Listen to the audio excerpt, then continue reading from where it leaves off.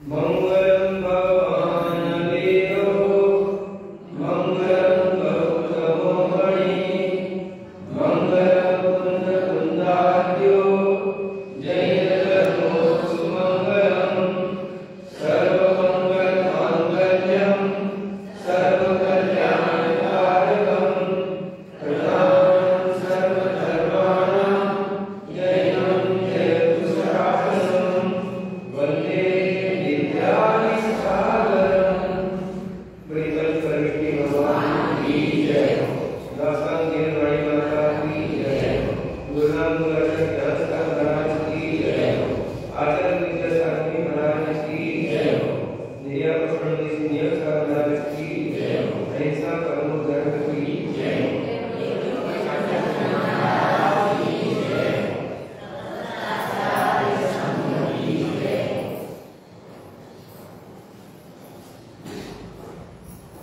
हम सभी को पता है कैलाशगिरी से भगवान आदिनाथ मोक्ष गए, चंपापुरी से भगवान वासुदेव मोक्ष गए, उज्जैन देवी शिखर गिरनार जी से नेमिनाथ मोक्ष गए, पावापुर से भगवान महाविष्णु मोक्ष गए, बाकी शेष जितने तीर्थंकर हैं उस गिरी से मोक्ष गए। और हम ये पढ़ते हैं, ये सुनते हैं, ये कहते हैं, एक बार बंदे जो कोई ताही नरक पशुगति नहीं होगी। शिखर जी की समेत शिखर की वंदना करने वाला व्यक्ति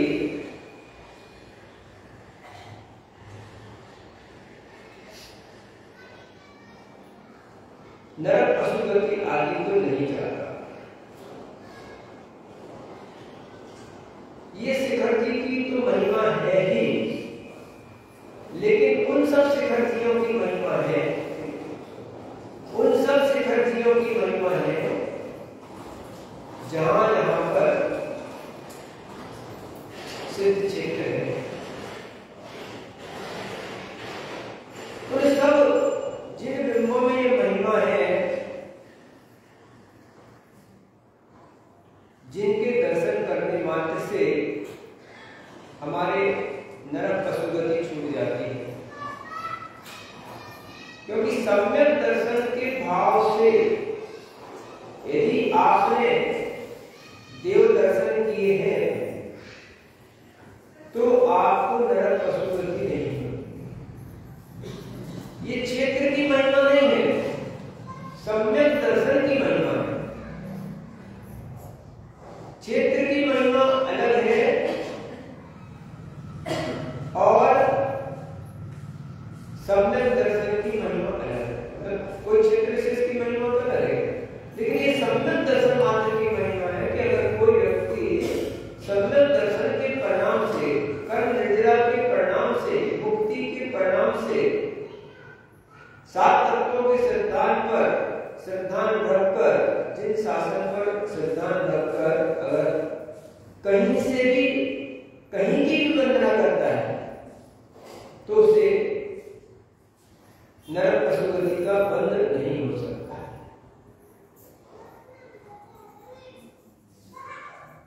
अब शिखर जी की जो वंदना करने जाते हैं लोग,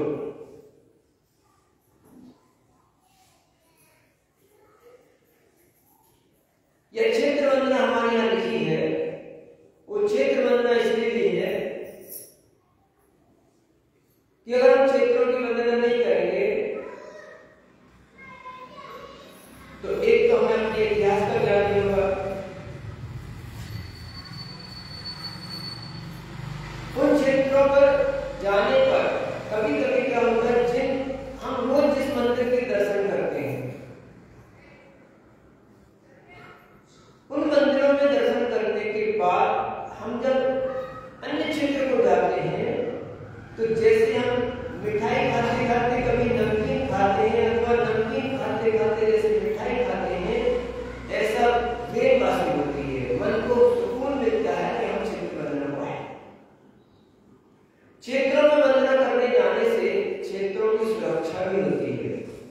अगर उन क्षेत्रों पर कोई ना जाए तो क्षेत्रों की सुरक्षा नहीं। वैसे वर्तमान में हम क्षेत्र उन्हीं को बोलते हैं, चाहे सिद्ध क्षेत्र हो चाहे अक्षय क्षेत्र, उन्हीं को घोषित कर देते हैं जहां पर समाज नहीं रहती है।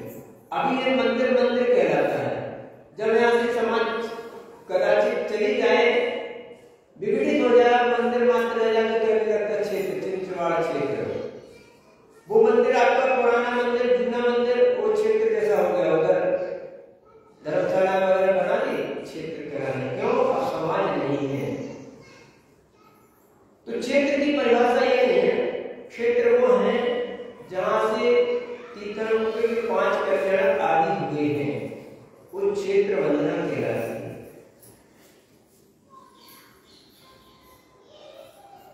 हमारी इस तरह की अजागरूकता, घरों से न निकलने की प्रवृत्ति, क्षेत्र वंदनाओं को न निकलने की प्रवृत्ति ने हमारे क्षेत्रों पर अन्य लोगों का प्रभाव बढ़ा दिया। लेकिन क्षेत्र वंदना का मतलब ये भी नहीं है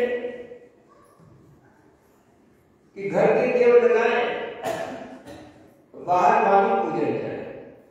घर में तो हम मंदिरों की वंदना नहीं करते, दर्शन नहीं करते, और भागे भागे से घर की गिरनार की द्रोणागिरी, मकवाड़ा जी, बुंदेलखंड की यात्रा और दक्षिण में श्रवण की यात्रा, धर्मेश्वर कारकल मूलमंत्री वेलूर ऊंचा मुद्दा है।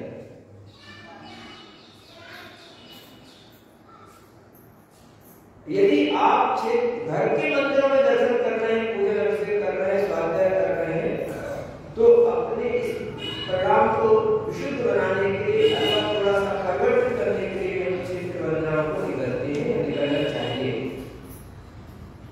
लेकिन मात्र क्षेत्र वंदना करना और घर की वंदना नहीं करना, मुझे तो नहीं लगता कि ऐसे जीवों को नरक पशुपति से बंधन से मुक्ति मिलेगी।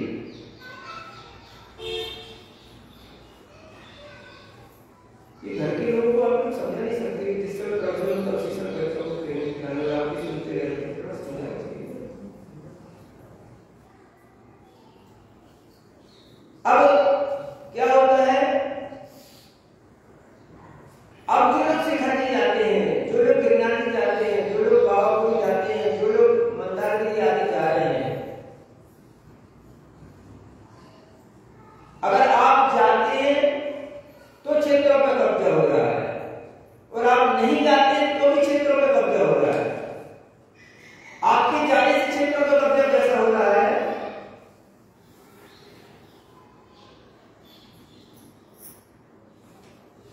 जब आपको पता है कि शिखर जी के ऊपर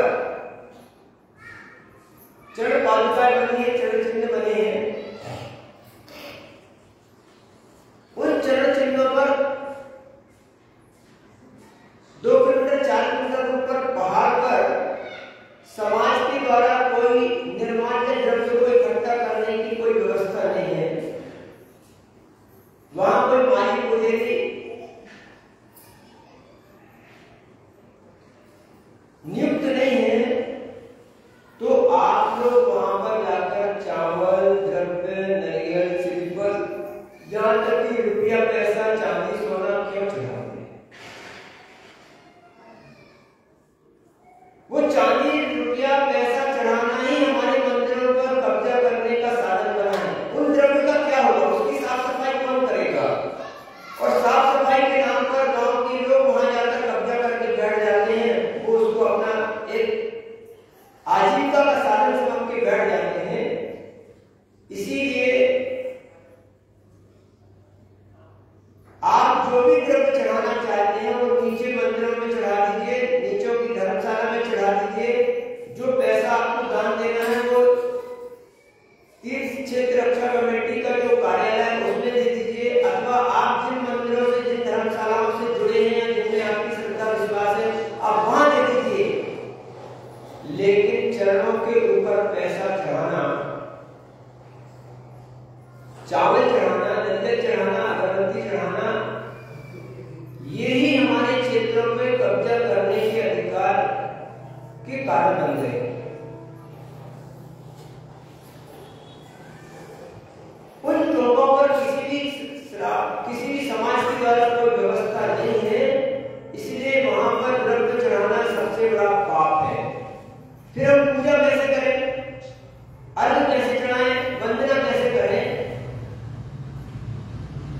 इन्हीं सब कार्यों के लिए आचार्य ने भाव पूजा का भी एक प्रावधान रखा है, एक व्यवस्था रखी है।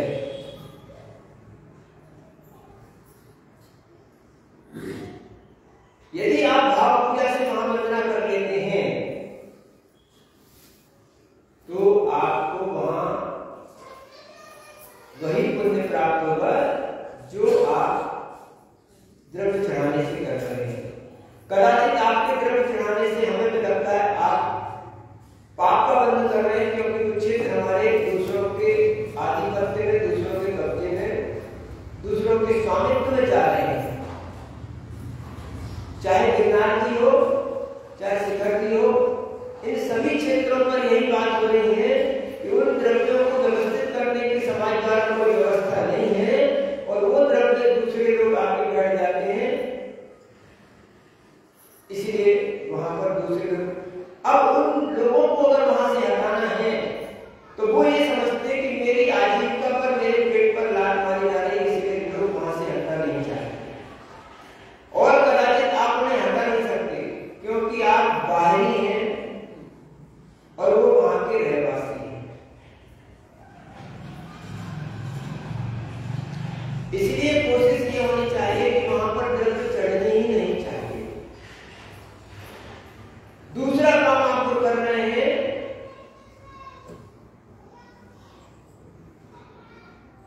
वैसे भी आचार्य ने कहा कि पात्र को दान देना चाहिए, अपात्र को किंचित भी दान नहीं देना चाहिए। लेकिन आप जो रास्ते चलते लोग बैठे हुए हैं, उनको जो दान दे रहे हैं, चावल मुट्ठी भर, अठन्नी चवन्नी, जिस समय जो रुपया चलते थे, वो दान देना आपके क्षेत्रों पर कब्जा करने का अधिकार बनता जा रहा है।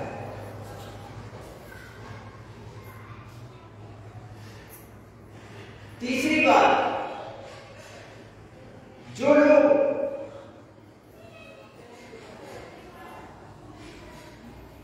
रास्ते चलते खरीदी कर रहे हैं, वो खरीदी करना हमारे लिए हानिकारक हो रहा है।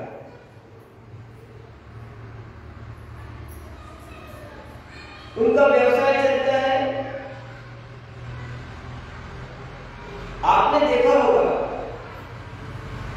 दूसरे समाज के भी धर्म स्थान है,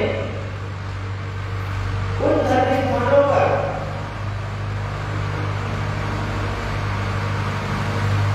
मात्र उनकी समाज के अलावा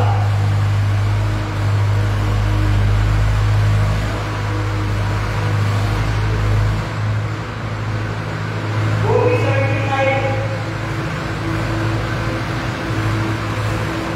समाज के द्वारा स्वीकृत, देश के द्वारा स्वीकृत आधार कार्ड आदि के माध्यम से 100% स्वीकृत जो लोग होते हैं वो ही जा सकते हैं। संसार की कोई सल्तनत, राष्ट्रपति, प्रधानमंत्री, टूरिस्ट, कोई हो, पत्रकार, कोई भी वहां पर नहीं मार सकता। उनके धर्म स्थान तो क्या, उस धर्म स्थान के इर्द गिर्द 2, 5, 25, 50 किलोमीटर तक भी आप नहीं जा सकते।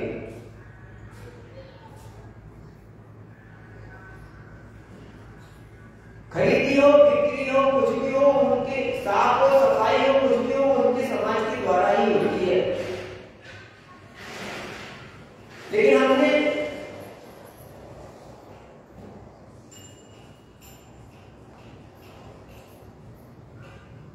डोली वाले, खरीदी वाले, इन सबको ले जाना शुरू कर दिया। दूसरे धर्म स्थानों पर कोई ऐसी चीज नहीं चलती, छोटे बच्चे हैं, ये है, वो है, उसने मंदिर में गंदगी कर दी, हम साफ कर रहे हैं, ऐसा नहीं चलता उनके धर्म स्थानों पर। आप बाल बच्चे जो भी अपने व्यवधान है, परिग्रह है, उन सबको घर में छोड़ के आइए, उन सबको छोड़कर ही मात्र वहां आ सकते हैं। वहां पर व्यवधान देने वाला कोई काम नहीं है। कि बाल बच्चों की डोली डाली वहां नहीं चलती, उनके फोका फूकी और खाने वाने की व्यवस्था के लिए यहाँ वहां की व्यवस्था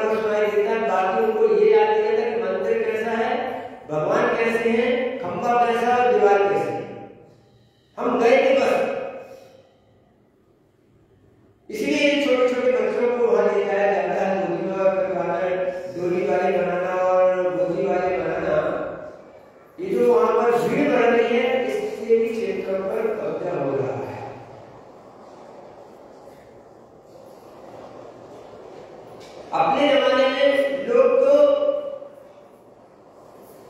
खाने पीने का सब त्याग करके पैदल बिना चप्पल जूते के मात्र द्रव्य लेके जाते थे गुरु को। लेकिन अब हम करना चाहते हैं कि वो द्रव्य चढ़ना बंद होना चाहिए, वो पैसा चढ़ना बंद होना चाहिए। और वहां जो पेटियां लगी हैं, जिसको गुप्तदान पेटी बोलते हैं, वो गुप्तदान पेटी में पता होना चाहिए कि इसका पैसा ज्यादा कहां है। यदि वह तीर्थ क्षेत्र रक्षा कमेटी, दिगंबर तीर्थ क्षेत्र रक्षा कमेटी के नाम की दफ्ती लगी हो उस डब्बे में, तो ही आप उसमें पैसे डालें। और दूसरी बात, तीर्थ क्षेत्र रक्षा कमेटी नीचे का उनका ऑफिस बना हुआ है, आप उस पैसे को ऊपर डालने की क्या जरूरत, नीचे भी तो डाला जा सकता है ना। जब वो पेटी जो आपकी चलो पादुका है या टोक है, उस टोक पे ही पैसे डालने से आपको धर्म पहुंचेगा क्या? नीचे से आपका पैसा ऊपर तक नहीं पहुंचेगा क्या?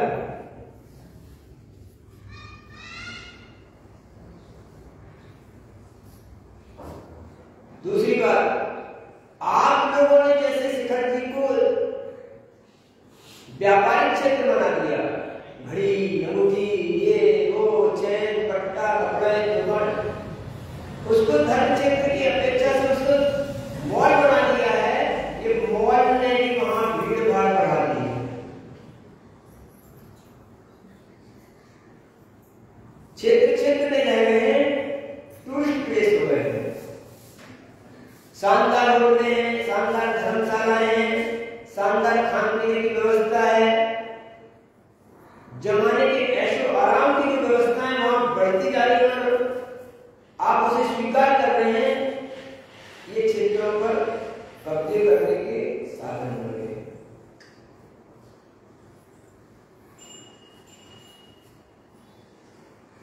तो हमें अगर क्षेत्रों की सुरक्षा रखनी है,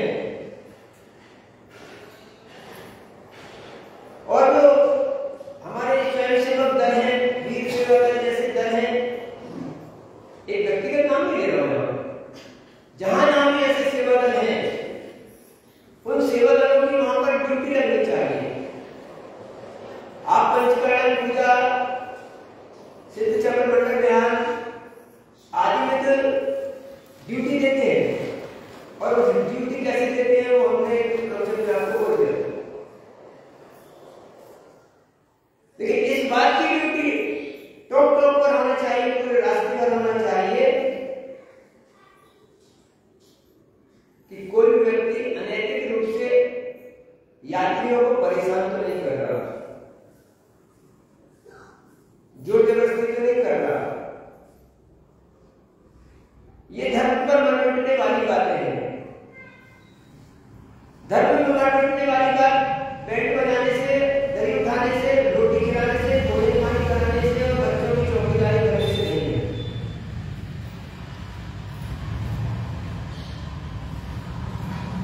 तो क्षेत्रों को अगर सुरक्षित रखना है, तो क्षेत्रों की सुरक्षा के लिए हमको कुछ रचनात्मक कार्य करने होंगे, स्थायी कार्य करने होंगे, और जिन कारणों से वह असुरक्षा फैल रही है, उस असुरक्षा को फैलने से रोकना होगा। इसके लिए ये 4-5 सूत्री कार्यक्रम है कि आप वहां पर खरीदी कुछ भी ना करें,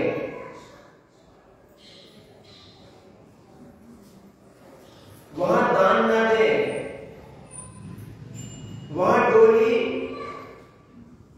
गोदी, और अभी एक नया रोग और शुरू हुआ है नए जमाने का। वो नए जमाने के लोग स्कूटरों पर बच्चे भाई लोग उतरते चढ़ते हैं,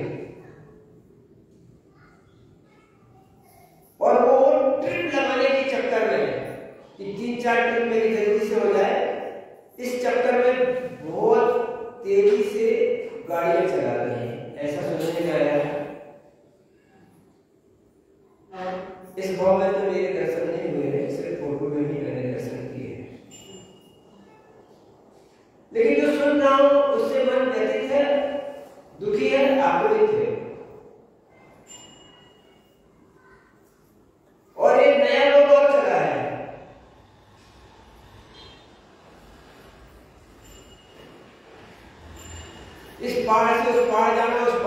स्पॉट जाना, यहाँ रुकना, वहां से आना, वहां खाना, यहाँ जाना। ये जो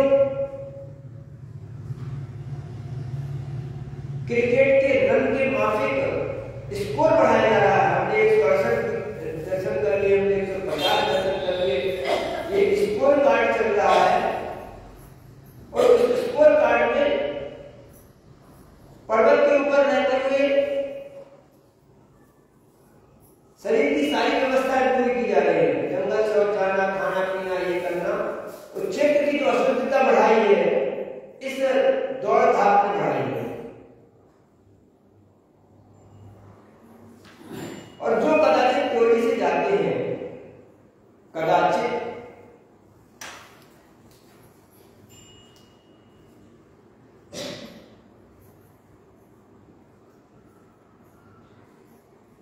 वो कदाचित एक आध बार चला गया तो चला गया हो, जिसने कभी अपनी जिंदगी में शिखर जी की वंदना नहीं की, वो उसका स्मरण भी और याद भी क्या करेगा। हम समाई कर रहे हैं तो शिखर जी की याद कैसे करें, हम कहीं गए नहीं। तो कदाचित एक आध बार कोई डोली से जाता है तो फिर भी ठीक है, लेकिन डोली में जाने का भी एक क्रम बन गया है। 80 साल की बुढ़ी शिखर जी करने जा रहे, कहाँ जा रहे हो? शिखर जी जा रहे हैं। क्यों जा रहे हो? पहली बार जा रहे हैं? नहीं, हमारी 28 की है, 50 की है, 40 की है, हमारी 70 में 108 का। ध्यान रखना, जो संकल्प हुआ करते हैं वो स्वशक्ति बस होते हैं, परवश के नहीं होते। अगर आपकी अपनी शक्ति है, उस शक्ति के अनुसार अगर आप जाते हैं तो ठीक है, लेकिन परवश होकर जाते हैं गलत है।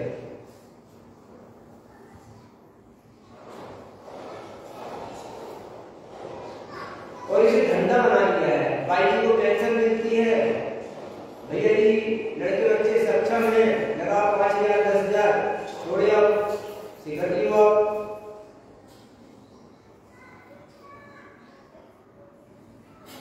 इस तरह से क्षेत्रों को टूरिस्ट प्लेस नहीं करना चाहिए। अगर ये टूरिस्ट प्लेस बनते जाएंगे और इसे आप धर्म बोलेंगे तो जो हो रहा है फिर उसे रोकना असंभव है। आप जानते हैं शिखर जी में देवी देवता का वास है, कई देवी देवता रहते हैं, फिर वो देवी देवता इसको रोक क्यों नहीं पा रहे हैं? उनकी शक्ति भी काम क्यों नहीं कर पा रही है? क्योंकि आपकी शक्ति जो काम कर रही है, आपके जो कार्य से बढ़ के काम कर रहे हैं, उस कार्य में उनकी भी शक्ति काम नहीं कर रही। वहां देवी देवता नहीं है, अक्षय नहीं है, ऐसा नहीं है। उस अक्षयों को चिल्लर गणेश वर्णी आदि ने अपनी मेरी जीवन गाथा में लिखे कि हमारे साथ क्या क्या हुआ, कैसा हुआ और क्या क्या होता परियों के साथ हुआ। लेकिन वो अक्षय अलग अक्षय है और ये अक्षय अलग है कि लोगों को हटाना पड़ा भाई अक्षय वाले काम। तो क्षेत्रों को अगर आपको सुरक्षित करना है, कहीं भी हो, कहीं के भी हो, उनको टूरिस्ट प्लेस मत बनाओ। और नहीं गिरनार जाते हैं ना, 5वीं क्लॉक पर, 4थी क्लॉक पर, वहां पर कोई आदमी नहीं है। 5वीं क्लॉक से हमने देखा कि वहां रोड पड़े हैं, किलो किलो द्रव्य चढ़ी है, तो दूसरी जाकर वहां नहीं करेंगे, कौन साफ सफाई करेंगे? बैठ जाएगा।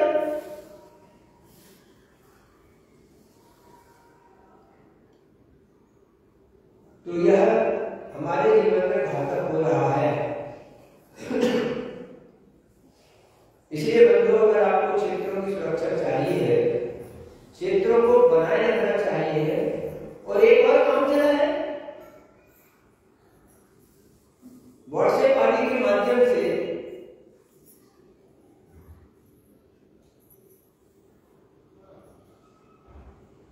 जमाने का दुष्प्रचार होता है। वो क्षेत्र में ऐसा हो गया, उन्होंने ऐसा कर दिया।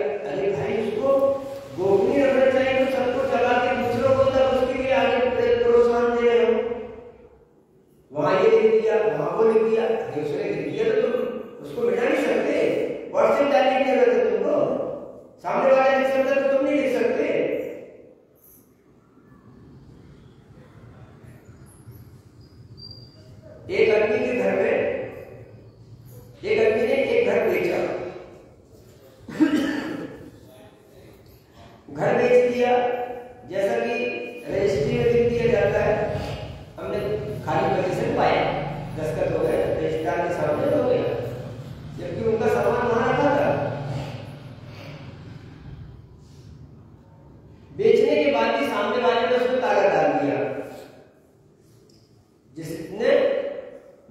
बेचा था।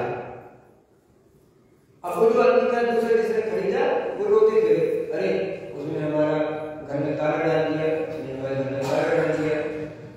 एक समझदार व्यक्ति था, उसने कहा भाई तू रोता क्यों, तेरा घर है, तेरे पास रजिस्ट्री है, उस पर लिखा है खाली मकान पाया, तो ताला तोड़ दे, अपना ताला डाल दे, ताले में किसी भगवान का नाम लिखा है क्या?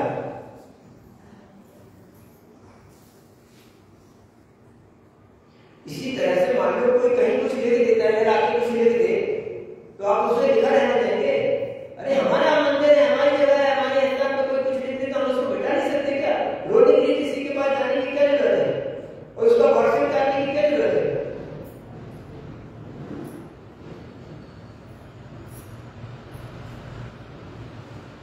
व्हाट्सएप, फेसबुक, मीडिया अच्छे कारणों के लिए उपयोग करो, ऐसे दुष्प्रचारों का प्रयोग करके आप इसका गलत उपयोग कर रहे हैं। तो आप सभी लोगों से चाहूंगा कि आप पहले से करने की योजना करना चाहते हैं तो इन सब बातों के लिए तैयार हो जाए, और अगर इन सब बातों के लिए आप तैयार नहीं है तो जो लोग जो तैयारी करके बैठे वो अपने काम में सफल होंगे और आप फेल रहेंगे।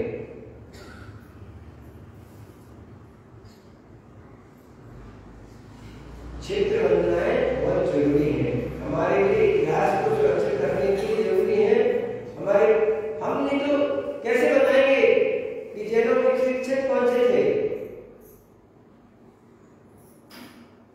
कहां से कौन से भगवान मोक्ष गए, कितने तपस्या की, कौन मुनि महाराज ने कहां तपस्या की, कहां पर उन्होंने ठंडी गर्मी शीतल और ग्रीष्म व्यतीत किए, वो कैसे करेंगे? इसी प्रकार से आप लोगों से भी कहना चाहता हूं, आप लोग मतलब सभी लोगों से, आपके यहां चतुर्मास हो गई, आपके पास कोई सबूत है? ये पोस्टरों की, ये फ्लैक्सों की कोई कीमत नहीं है। ये कागज छपा देते हैं, कागज छप के 2 दिन बाद सड़ जाएंगे तो उसको लुगदी बनाने का कागज पर मिलोगे।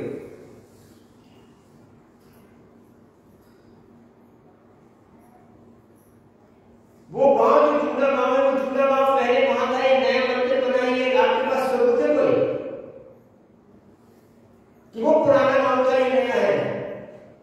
मात्र मूर्ति रख देने मात्र से इतिहास सुरक्षित नहीं होता, मात्र मंदिर बना देने से इतिहास सुरक्षित नहीं होता।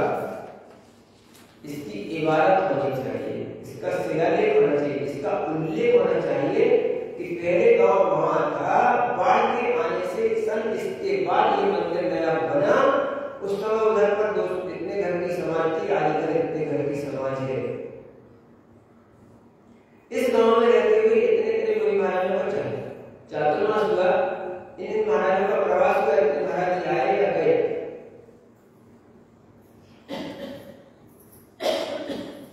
वो ऊपर की बेटी, अभी हम देख के आए, ऊपर की बेटी पे भगवान को घिस घिस के उसका शिलालेख सत्यानाश कर दिया, पूरा शिलालेख मिट गया, दीवार लग गई।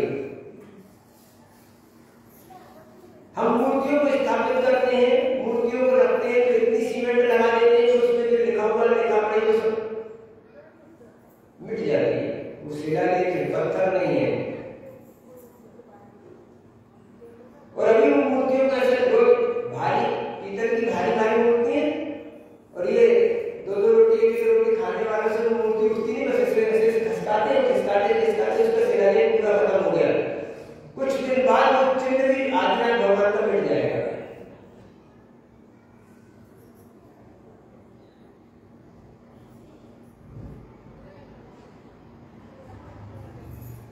इसी प्रकार हम लोग एक काम और करते हैं,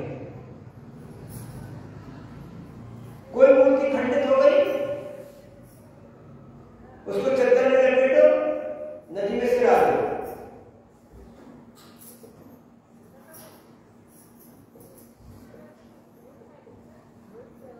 उन मूर्तियों को आप वंदना नहीं करना चाहते, नहीं करना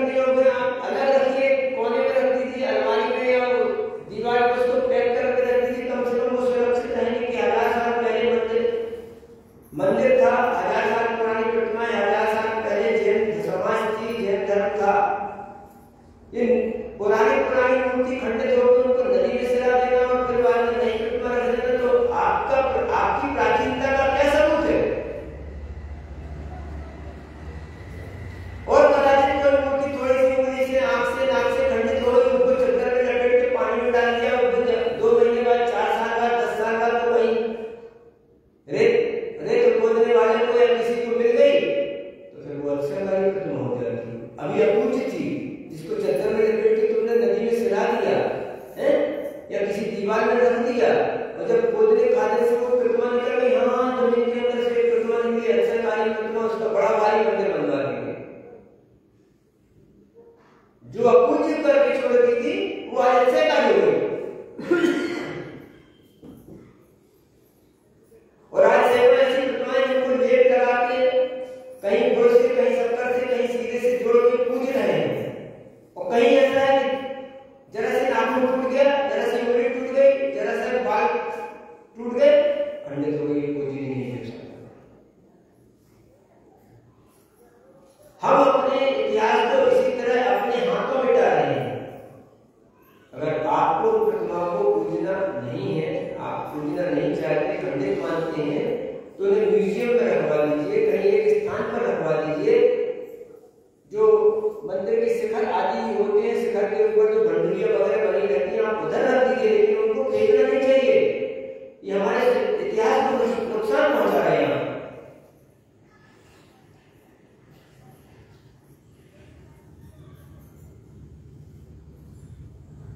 इस तरह से हम अपने इतिहास को नष्ट कर रहे हैं।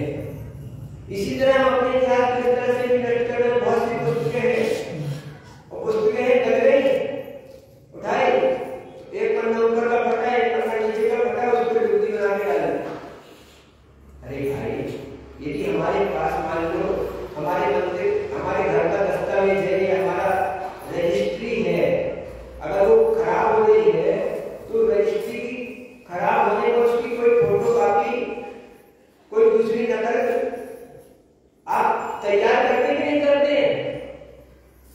तब इसको अगर जीत सिंह मान के आपने अलग कर दी, आप तो सिर्फ उस पुस्तक को कर गई, ऊपर का पन्ना खत्म हो गया, नीचे का पन्ना खत्म हो गया, कर गई, उठा के गन्ने में डाल दी। अरे भाई, वो सिरा देख के पुरानी कृति है, ये प्राचीन कृति तो यही थी हमारी। इसकी ट्रू कॉपी, फोटो कॉपी कुछ तो देखो कि आप क्या बोलते हैं, दूसरी पुनर्मुद्रण होगा कि नहीं होगा कि हुआ। ऐसे उठा के किताब तुमने खत्म कर दी, वो एक ही कृति थी संसार में, और वो संस्कृति चली गई, तो फिर वर्तमान इसमें कैसे तुमको मिलेगा कि ये कोई भी पुस्तक कैसे मिलेगी? और किताब छापने वाले, किताब गलाने वाले भी उसका ख्याल नहीं रखते कि ये पहली कृति है, दूसरी कृति है, तीसरी कृति, दूसरी कहीं है कि नहीं है, उठाए लगा दिया। इस तरह से हम अपने साहित्य को भी खत्म कर रहे हैं।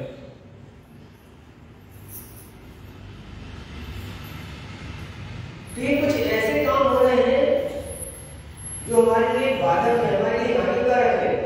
आप पहले उनकी जांच परख कीजिए कि वो किताब, अब देखो आज से 100 साल 150 साल पहले ही ना सठखंडा बसाई और आदि ग्रंथों की एक प्रतियां मूलविधि आदि में थी। इतना तो सब दुनिया को पता था कि सठखंडा की मूल प्रति या एक प्रति मात्र मूलविधि में है। आज के इतने कंप्यूटर के जमाने में, लैपटॉप के जमाने में आप बता सकते हैं कि कौन सी ग्रंथ की कौन सी प्रति कहां पर मात्र है? बस उठाते हैं, पुरानी हो गई, गलती बनाई। अब मंदिरों में मात्र पूजन की पुस्तकें, कुछ प्रवचनों की पुस्तकें और विधानों की पुस्तकों के अलावा कोई पुस्तक दिखाई नहीं देती। पूजा की पुस्तक जिनवाणी है, लेकिन वही मात्र जिनवाणी नहीं है। लाल किताब जो होती है, लाल पुस्तक, वो लाल किताब पूजा की पुस्तक का नाम जिनवाणी है, लेकिन वही जिनवाणी नहीं है।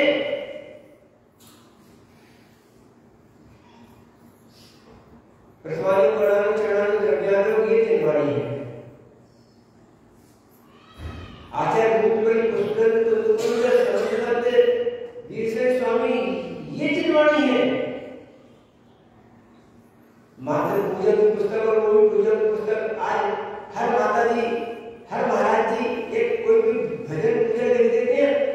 मान लीजिए पूजन की पुस्तक छपवा ली, उसमें हमारी फोटो हो, इसकी भी फोटो हो, इनकी भी पूजा हो, तो ये जो सामने की पुस्तक छप गई और बाकी पुस्तकें फिर मंदिर में पड़ी हैं।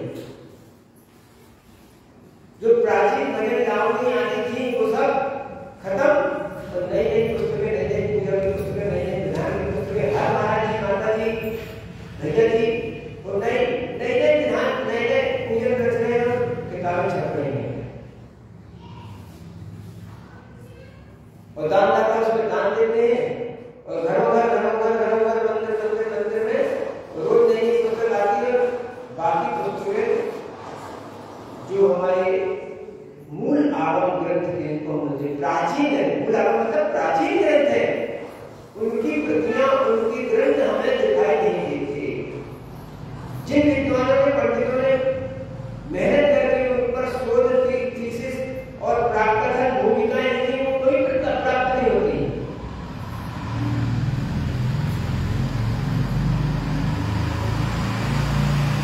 इस तरह से हम अपने साहित्य को, मूर्ति कला को, मूर्तियों को, इतिहास को अपने हाथ से नष्ट कर रहे हैं। इसके प्रति समस्त जैन समाज दक्षिण से लेकर उत्तर और पूर्व से लेकर पश्चिम तक इसको जागृत होना पड़ेगा, अपनी इन कमियों को समझना पड़ेगा। और अन्यथा जैसे हम बोलते हैं तो धनदस्ती माँ बाप को कहाँ चला गया, ऐसे लोग किसी भाई ने देखा बाप करना पड़ गया, मूर्ति बना दी किसी हो गया, खत्म हो गया।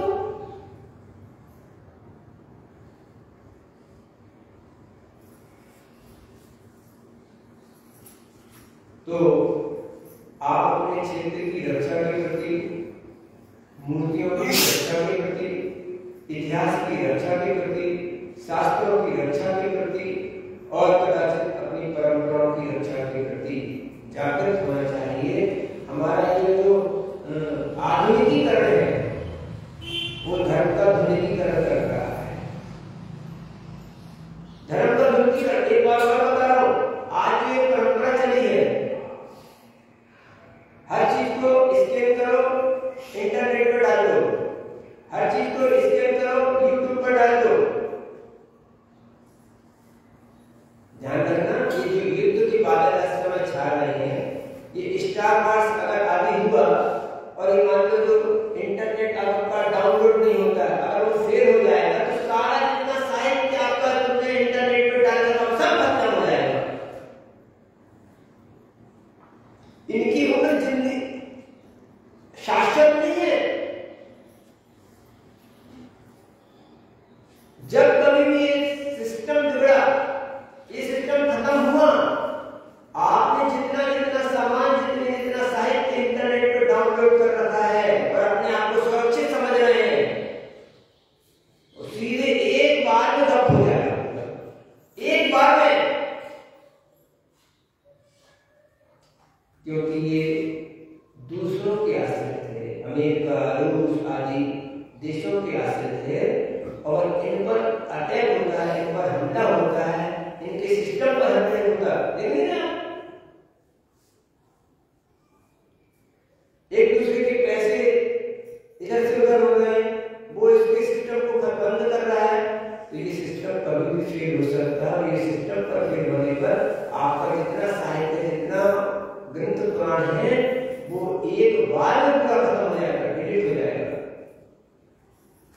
तो जो हमारी परंपरा किताबों के रूप में थी, हस्तलिखित के रूप में थी, ताम्र पत्र पर लिखा जाता था, वही शाश्वत परंपरा है, वही सच्ची परंपरा है और वही हमारे लिए सुरक्षित रहेगा।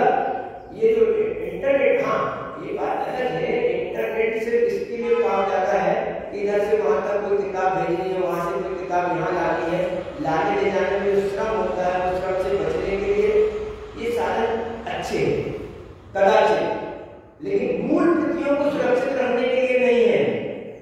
सिर्फ आदान प्रदान के लिए ठीक है, लेकिन इनको शास्त्र समझ के आप ये समझे कि हमारा तिजोरी में सामान सुरक्षित है, तो सुरक्षित नहीं समझना।